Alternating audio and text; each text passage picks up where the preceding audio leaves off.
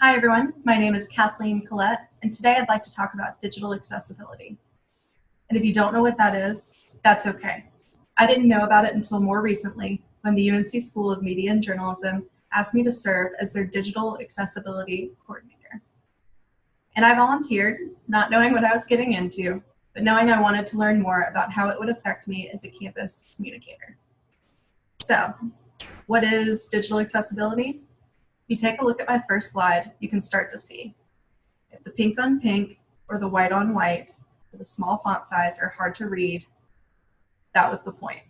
Imagine if you had to go into class every day or go into work every day, and your grades and your paycheck are relying on you understanding information from presentations like this that you can't read or you can't hear. Had the presenter just known to up the font size, up the contrast, and space out the words, they would have been able to make their presentation significantly more digitally accessible. So, how many people does this affect? That's usually the question that you get when asked to implement these standards. In 2015, 12.6% of the US population had a disability. In this class, that could mean at least 1 to 2 people were affected by a disability. And disabilities are far-ranging. It could be physical or cognitive or involve mobility, considering low vision, blindness, color blindness, farsightedness, nearsightedness, be hard of hearing or deaf. You could have low motor control, paralysis, or loss of limb. You could have dyslexia or epilepsy. The list goes on.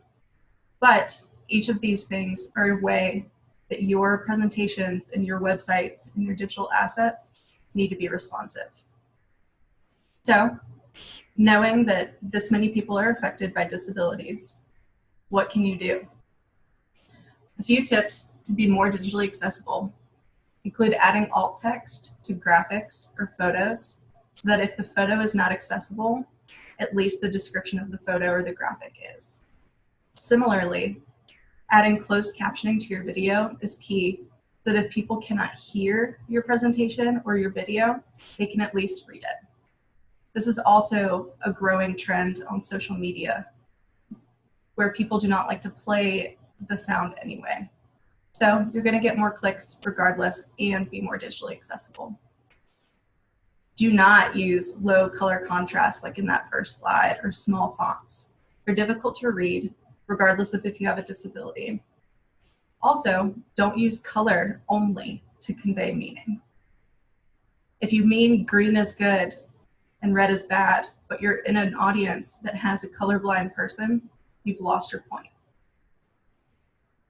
If you're struggling to remember all of these points, it's okay. Just keep in mind the 5 senses. Could someone who sees differently than me understand and take in my presentation?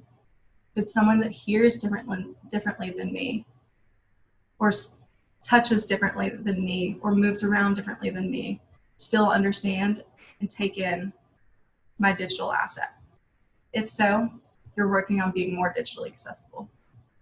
At the end of the day, it's often only when legal implications are involved that people try to be more digitally accessible, but that's not the point.